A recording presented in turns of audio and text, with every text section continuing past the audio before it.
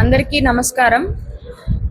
ఈ నెల 27వ తేదీన వినాయక చవితిని పురస్కరించుకొని ఆదోని పట్టణంలో నిన్న కోఆర్డినేషన్ మీటింగ్ కండక్ట్ చేయడం జరిగింది. అదేవిధంగా ఈరోజు పీస్ కమిటీ మీటింగ్ కూడా కండక్ట్ చేశాము.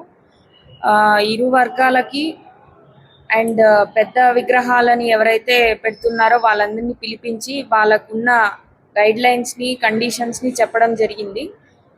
విగ్రహాలు పెట్టే ప్రతి ఒక్కరూ ganeshutsav.net అనే వెబ్సైట్ నుంచి ఆన్లైన్లో అప్లై చేసుకోవాలి. ఎవ్వరూ ఎటువంటి పోలీస్ స్టేషన్కి రానవసరం లేదు. ఇది చాలా హ్యాజిల్ ఫ్రీ. వితిన్ 5 minutesలో మీరు అప్లికేషన్ని ఫిల్ చేయొచ్చు. అప్లికేషన్ ఫిల్ చేసిన వెంటనే అది కన్సర్న్డ్ పోలీస్ స్టేషన్స్కి వాళ్ళ లాగిన్లో వస్తుంది. వచ్చినప్పుడు వాళ్ళు అప్రూవలా రిజెక్టా అనేది చేయొచ్చు.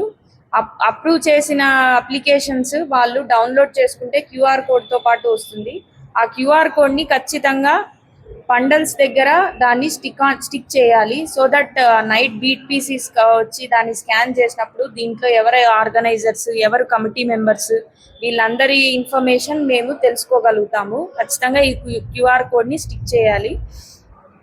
నెక్స్ట్ కమింగ్ టు వీళ్ళకి కొన్ని గైడ్ లైన్స్ ఇవ్వడం జరిగింది. ఆ రోజు మార్నింగ్ ఎంతకి స్టార్ట్ చేయాలి, డీజేస్ ఏ టైం నుంచి ఏ టైం వరకు అలో ఉంది, విగ్రహాల దగ్గర ఎక్కడైతే పండల్స్ ఉంటాయో అక్కడ కూడా కొన్ని స్పీకర్స్ పెట్టి పాటలు పెడతారు.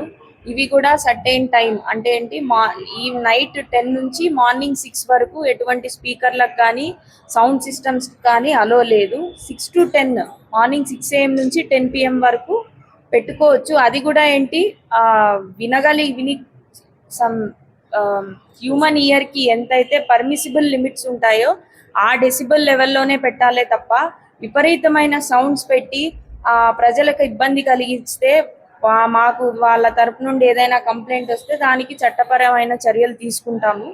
ఎవరికి ఇబ్బంది కలగకుండా పండుగలు జరుపుకోవాలని మా పోలీస్ వారు కోరుకుంటున్నారు. దయచేసి అందరూ ఈ నిమజ్జనాన్ని, పండుగని శాంతియుతంగా సక్సెస్ఫుల్గా కంప్లీట్ చేయడానికి సహకరించాలని కోరుకుంటున్నాం. మేడం, ఉదయం ఎన్ని గంటల నుంచి విగ్రహాలు ఎత్తాలి, ఎన్ని గంటల లోపు మీరు పూర్తి చేయాలి? మేము 10:30కి అంతా విగ్రహాలని, పండల్స్ నుంచి విగ్రహాలని వెహికల్స్లోకి షిఫ్ట్ చేయాలని వీళ్ళకి క్లియర్ కట్ ఇన్స్ట్రక్షన్స్ ఇవ్వడం జరిగింది. మేము అక్కడ దగ్గరుండి వెహికల్స్లోకి పెట్టిస్తాము. నైట్ ఎంత కంప్లీట్ అవుతుంది అనేది విగ్రహాల కౌంట్ని బట్టి ఆధారపడి ఉంటుంది. ఎంత కంప్లీట్ అయినా కూడా మేము జాగ్రత్తగా పీస్ఫుల్గా కంప్లీట్ చేయాలనే సంకల్పంతోనే ఉన్నాం. ఇప్పుడు టోటల్ ఎన్ని విగ్రహాలు ఆదంలో? అది మాకు ఇంకా అప్లికేషన్స్ కంప్లీట్ వస్తేనే తెలుస్తుందండి.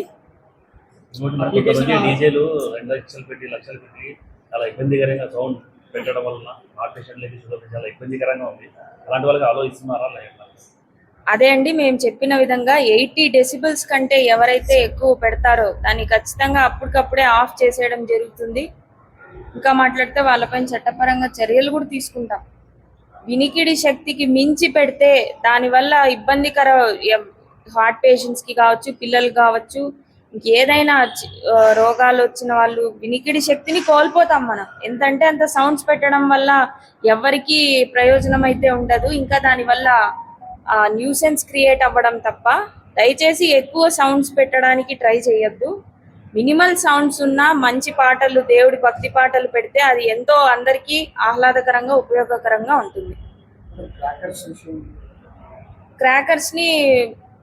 క్రాకర్స్కి అలో లేదండి. ఎందుకంటే ఒక వెహికల్ తర్వాత ఒక వెహికల్ చాలా దగ్గర డిస్టెన్స్లో వస్తారు. మనకు ఒక ప్రొసెషనే అయితే మీరు చెప్పినట్లు కొంచెం దూరం ఉంటుంది, క్రాకర్స్ ఒక చోట పెట్టడానికి అవకాశం ఉంటుంది. కానీ ఇది చాలా విగ్రహాలు ఒకదాని వెంట ఒకటి వస్తూ ఉంటాయి. పొరపాటున ఏదన్నా ఆ క్రాకర్స్ పేల్చడం వల్ల అక్కడ ఉన్న మనకి చుట్టూ ఈ పక్క రోడ్డుకి ఇరువైపులా ప్రజలు దాన్ని చూడడానికే వస్తారు. పొరపాటున అది ఏదన్నా మిస్ఫైర్ అయ్యి ప్రజలపైకి వెళ్ళే ఛాన్సెస్ ఉంటాయి. కాబట్టి క్రాకర్స్కి అలో లేదు. Thank you.